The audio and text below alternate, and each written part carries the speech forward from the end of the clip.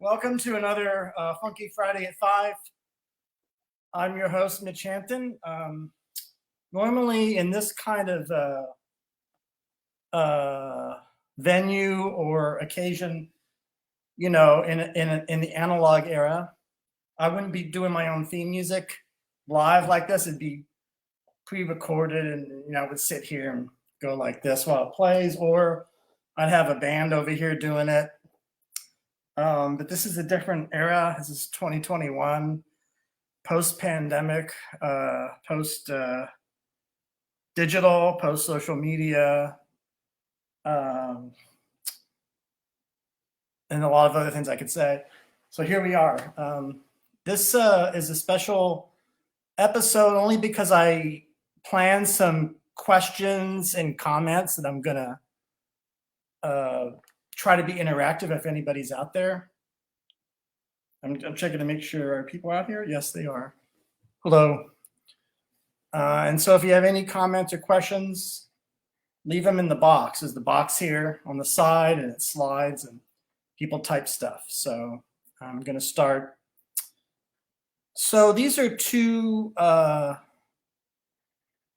modes of being aesthetic or artistic production, creativity. Number one, drum roll, is I said to talk about a work of art that changed your life in a dramatic fashion. That the work of art is what changed your life. It isn't that you had an experience outside of the work of art that changed your life. No, it was like the art changed your mind about something. And it made you lose your religion that you grew up in. For example, it made you find a religion, for example. Conversely, it made you change your politics, made you look at people outside of yourself in a totally unique, unprecedented, transformative way. Work, love, and it could be anything. And so that's just a list of things that that art can do. Of course, art, as you know, I feel that art has a pedagogic, prosaic, informational function. So it teaches us about things. Works of art in that sense are educational. But they're more than that. Works of art are also experiential. So they're not conceptual. They're experiential. You undergo them. And so it's a form of knowledge. There are many forms of knowledge. There's a form of knowledge that's not amenable to what we would today call information or today call education. It's some other transcendental, otherworldly experience. And it's my view. Doesn't have to be your view. Now, Andrei Tarkovsky says that the purpose of art is to prepare yourself for death, the soul as he says, is to plow and harrow your soul, which is probably the most high bar for what art's supposed to do. He set his sights very high, obviously, making it, and from his films you can tell this. And so, in fact, in Sculpted in Time, he goes at great length to talk about how, art is not a form of knowledge in the Deweyite sense. It goes beyond knowledge. But John Dewey, I love John Dewey, art is experience, and John Dewey has a very particular definition of knowledge, which again is not purely information. Now, my second question is, you experience a work of art, and you're like, that's just how life is. That's true. That rings true to me. I believe that. You see something, you read something, you're like, well, the person who made this thing knows me. Has been, it's almost like I wrote it myself. I made it myself. So it, in a way, confirms prejudices. I'm not using the word prejudices, or it's not the right word. Confirms your preconceptions, honors them. It's the opposite of the first, right? So a work of art that doesn't change your mind, a work of art that reconfirms what you already feel to be true, or you might say no to be true. Your interlocutor might not say that. They're going to say, well, that's what you say, but you feel, well, this is my experience. So those are the two. I think that all works of art, especially dramatic, propositional, discursive works of art, are always wrestling with these two poles. So brand new knowledge, teaching an old dog new tricks, and old knowledge, new and old. So I want to talk a little bit. I brought some things to show you now.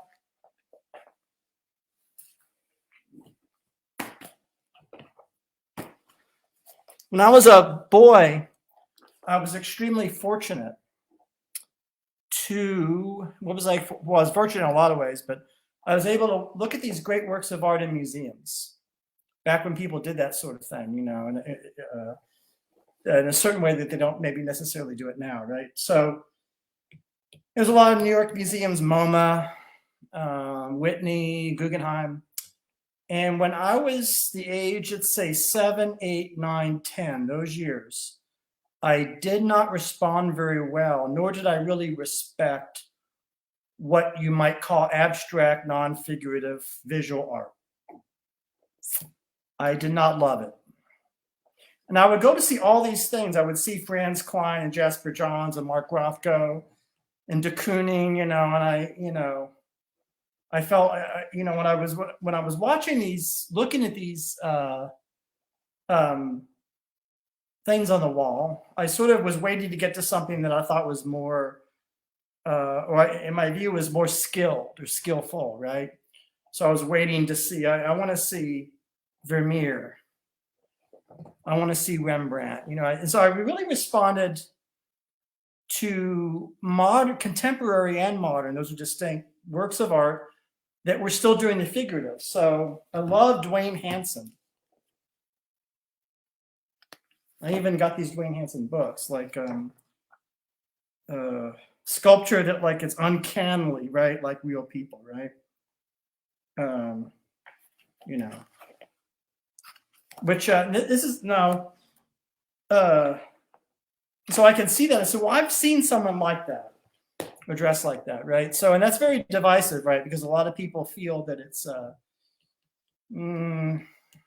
they're interested in something else. But I underwent one of many transformations. So I underwent a transformation. I fell in love, finally, with the abstract modern masters. So I learned to love Jackson Pollock, de Kooning, Jasper Johns, Pop, but it was not a sudden illumination, like all in a single. Oh, I get it now. It was like doing practicing the piano, getting better at it, and now I'm newfound, born again. Love this stuff. Didn't understand how I could have missed it all these years, and so it was additive, not subtractive. So in other words, I now like these works of art that formerly I was not as interested in, because it did not look like a Rembrandt, right? Or look like a John Singer Sargent, who I also love, right? And also was very influenced. I went to a lecture by Arthur Danto in Portland, Oregon, of all places. And Arthur Danto's he was an aesthetician, philosopher, said, I like it all, was how he ended his lecture. Exclamation point. He says, I don't have to choose. I like it all. And of course, I don't really like it all, literally, but you know. And so I changed my mind about visual art. I started to see that visual art doesn't have to be a picture of a mountain or a tree or a person, you know, or someone in a boat, right? To be good and to be great or to be passable, right? So that's changing my mind about art itself. Now, seeing the world in a different way. Now,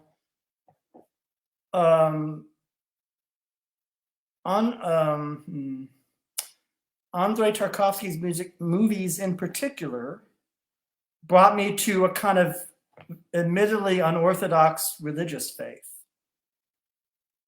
So that's changing your mind about something pretty fundamental because that's metaphysical. So you understand, I was raised a non-believer, like many people, more people today. At that time, it was unusual, actually, I think, 60s and 70s.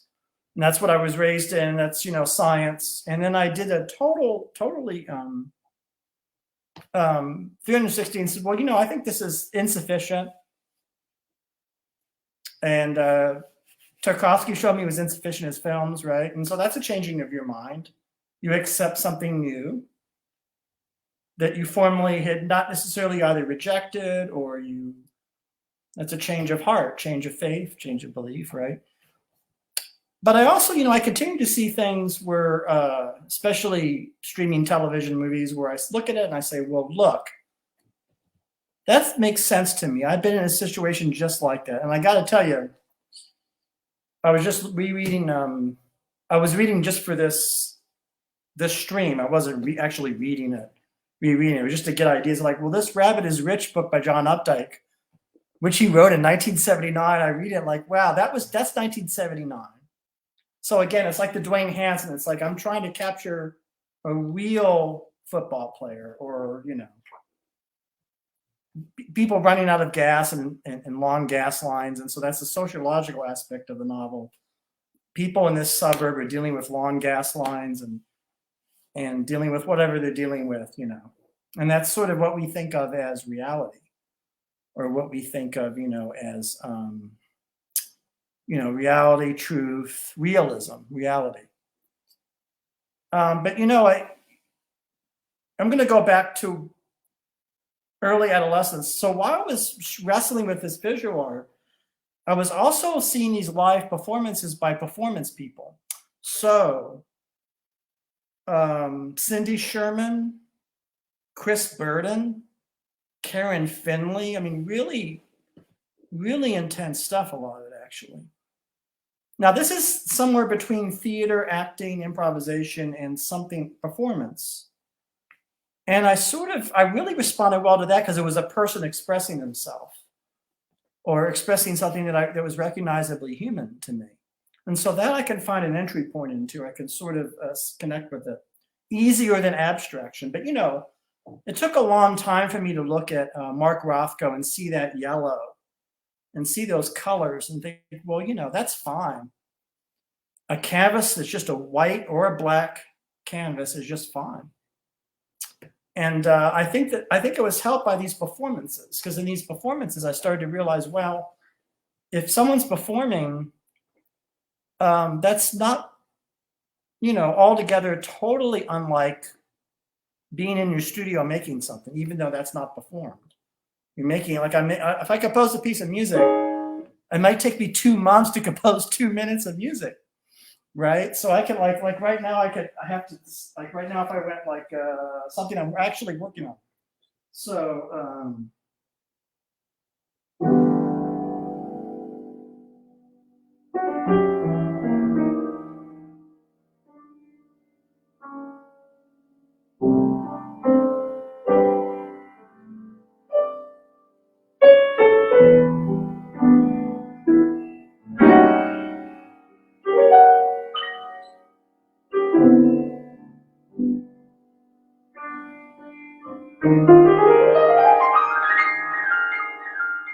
what is that? Is that a half a minute, or it's a few seconds? And so that's in real time, just like me speaking here. But you know, that just passes by.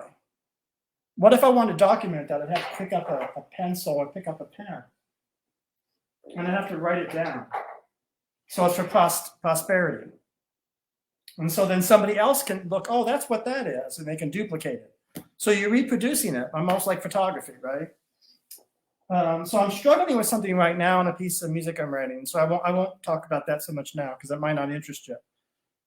Deciding about these different chords and things. So I had a lot of well, you know, it's something that everybody struggles with when you're creating something. But I think it's a gradual process of just standing in front of the painting. And also my feeling about what consciousness is. So consciousness is the same as artistic, the artistic experience, which is something that we all share, I think. And I'm just going on about this. So I don't see any comments. Now, the whole idea behind this was that people would comment. So I'm just going to keep talking. So, so changing your mind. So I changed my mind a lot about visual art. And I changed my mind a lot about popular things. And I began to realize that sometimes popular things can be very enjoyable. Of course, but that their enjoyment of them is the point of them. And so I'm in the middle right now of writing this this post for the blog for our podcast, where I talk about some of these things. So, you know, changing your mind could happen in an instant, or it could take many, many weeks and many months to change one's mind, you know. And I've changed my mind many times about things, but, you know, this idea of the slow music that I was just playing, the idea of how slow it could be or should be, and how long it's going to last. Because I have this major.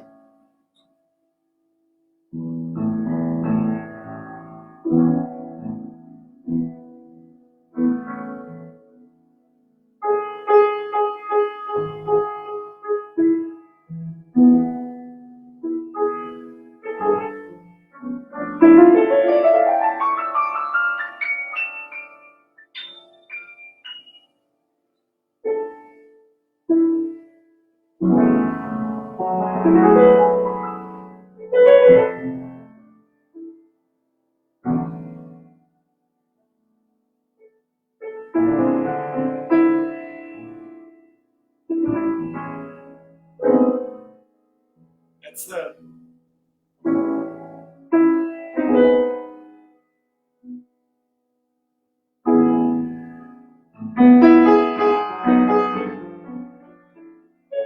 that's like an A section. But I spent hours, not on that, figuring out what to do next. Because this is what I knew. I knew I wanted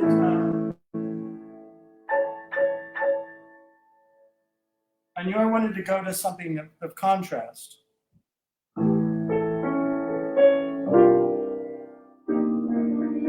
Yeah. So.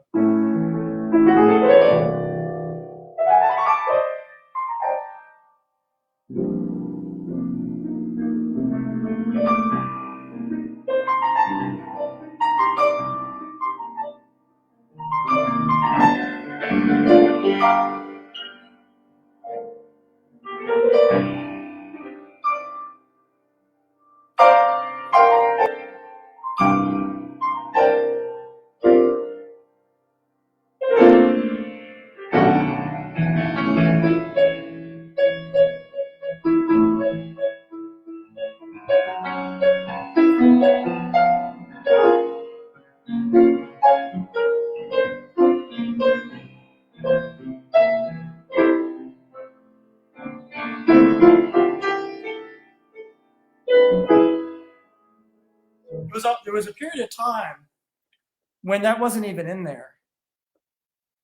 And so that's a really critical thing in the music, because if I just had It's a little more abstract. And I can go back to that. But I decided to go.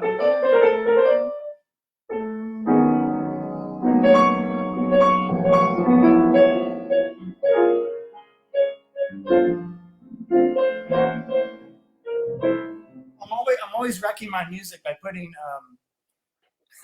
by putting things from old Hollywood into it. I can't help myself. It's a curse. And so whether I go there or not, it's going to creep in there somewhere, right? So that's just but again, to do that is a decision. When you make that decision, you have to commit to that.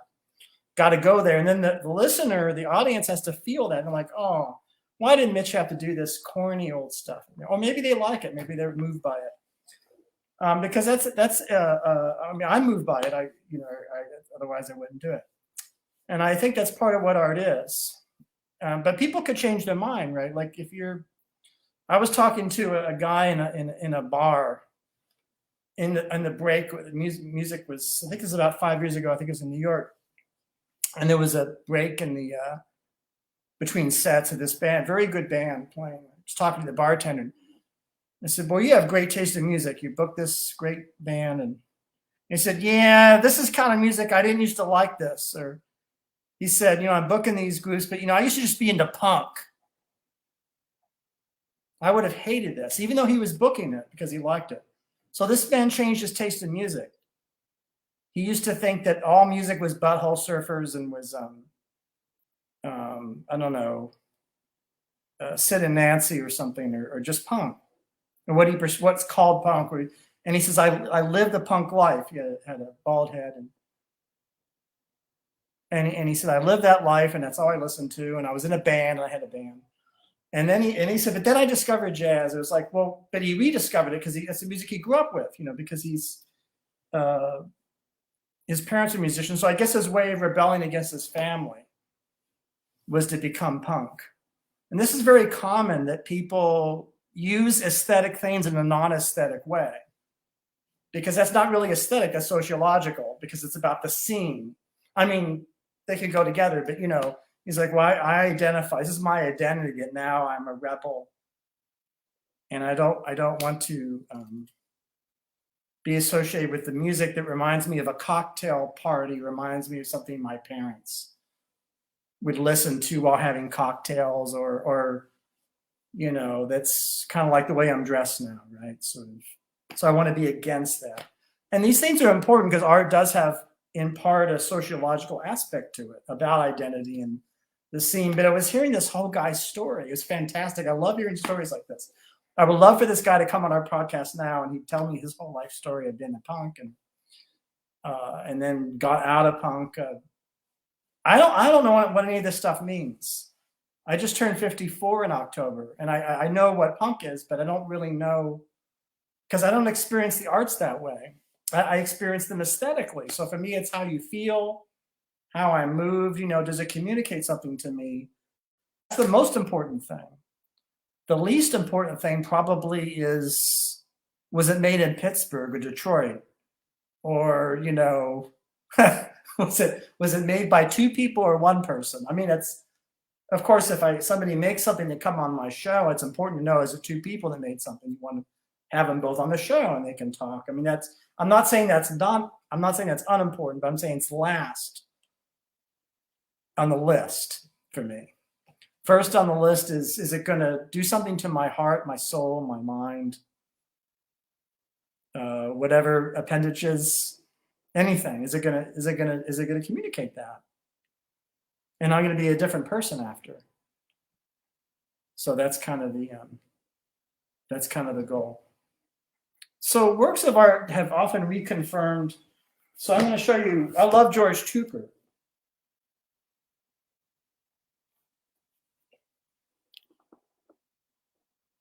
George Tucker his work is very classical. He loves Renaissance. And it's, of course, very representational. There's that word. But he's also was a socialist, a Christian socialist, and Catholic, and so political ideals and things are very much in his work. And it's very powerful. And so I'm going to show you a painting. Well, I'm going to look at this. This is a girl praying.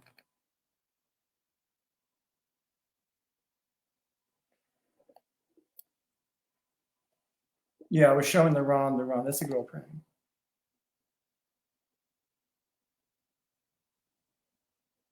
I mean, the idea of somebody introspective, somebody looking into themselves and praying. But isn't it interesting? Look at these, Dwayne Hanson.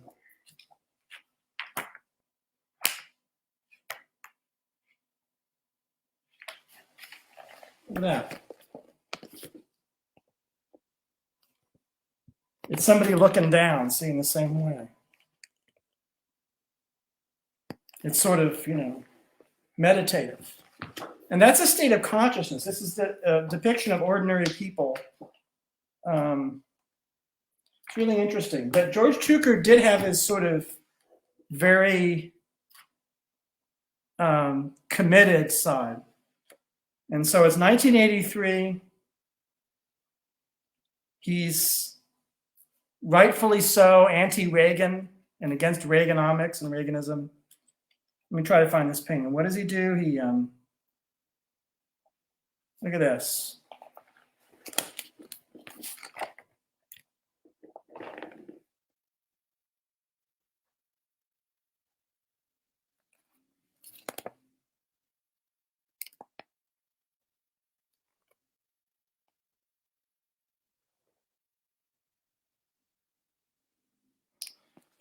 He calls that painting corporate decision. And I guess these are the people making the decision. The bad guys that are in there. But that's a very, but so I think there's a real place for that. I think we need works of art, particularly now, that express commitment and express ideals like that, in a very emotional way. But George Tucker was very interested in perspective, and he would there's many facets to him. But he's just one guy. Isn't that amazing? He's just one person doing this, and maybe people don't pay attention to it anymore, or maybe it's out of fashion, or maybe there are no retrospectives of him. Maybe everybody forgets about him. But I'll have this book. I've been trucking this book around. When did I buy this? In 1990. Oh, hey Nancy, do you have an idea of one of my two questions? Nancy Loeb is a psychologist. I want to ask Nancy of a example of a work of art that changed your mind, or a work of art that reconfirmed your mind, or kept you, I don't know. It's fun. But yeah, I love George Tucker. But what I'm saying is that Tucker would be like, I'm interested in all sorts of things. And I think there's room in my heart for all of these things. And actually, I learned from it. And actually, if I look at a Tucker painting, I read this book by John Updike. I'm rereading Stanley Elkin, who writes about the Jewish diaspora in a very funny.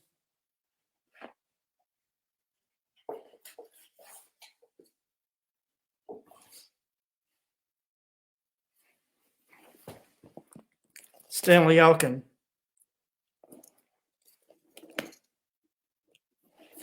Stanley Elkin wrote Criers, Kibitzers. Yeah, Kibitzers, Criers, and it's very hard to understand Elkin. Like, if you don't know about the Jewish diaspora, and you don't know about Yiddish, and you don't know these things, you will be, some of it might be inaccessible to you. It's almost like reading Philip Roth or Bashevi Singer.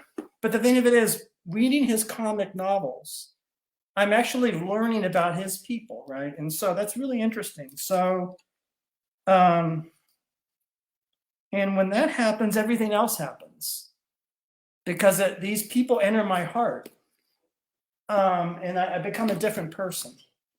And that's the part of art that's what I would call the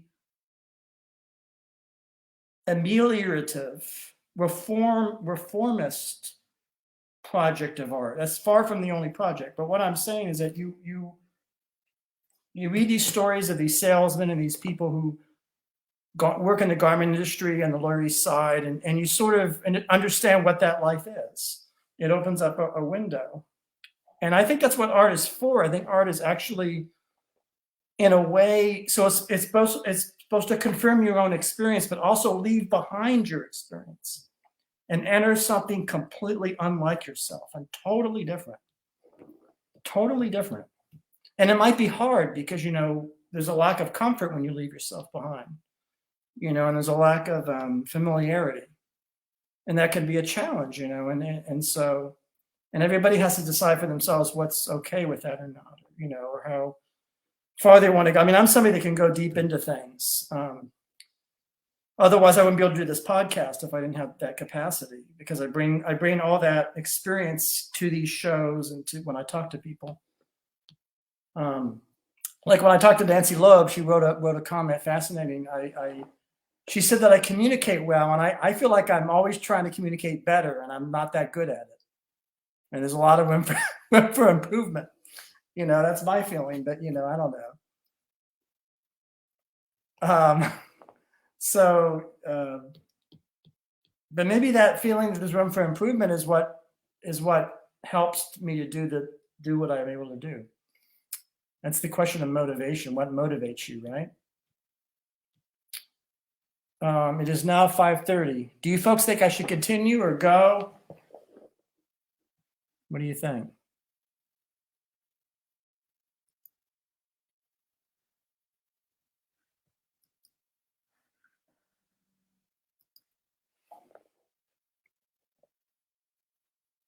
Well, I'm going to say goodbye for now.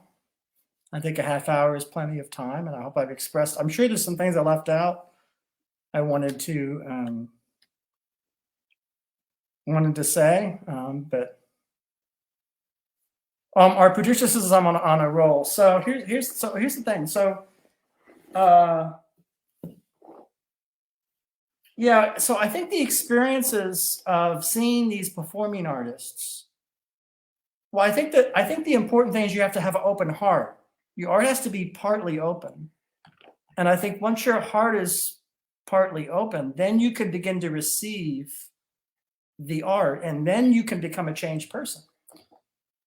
And so that's what was happening with these admittedly, because I would have an experience, like let's say I would see Karen Finley. Now Karen Finley was feminist and is feminist, very radical, would smear chocolate on her body and do these performances. And I would see her at the public theater at the 92nd Street, World of Y, New York, or I would see her in Boston, ART, and you see a performance by her, and then you see the news media about her, which she got very angry about, right? Because I think I didn't like the way I was portrayed, or people. And so I can understand that, but not everybody's ready to receive a Karen Finley. Not everybody's ready to receive a lot of things, I guess people are ready to receive Monet's water lilies now, right? I think that's not really something that people have I don't think have a hard time with, though a botanist might, right? A botanist might say that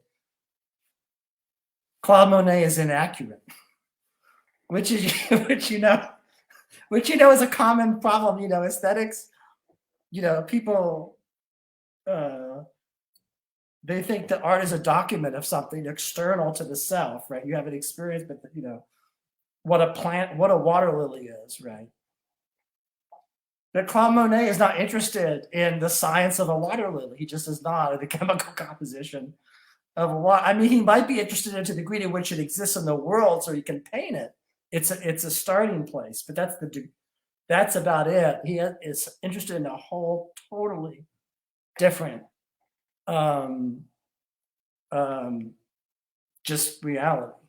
And for him, is the more important. But I understand some people are interested in technicalities, but I was like that with these paintings, right? I would see Mark Roth going like, well, why is this painting mustard? There's nothing but sun, orange. I hate orange. I'm the opposite of Frank Sinatra. Frank Sinatra's favorite color was orange.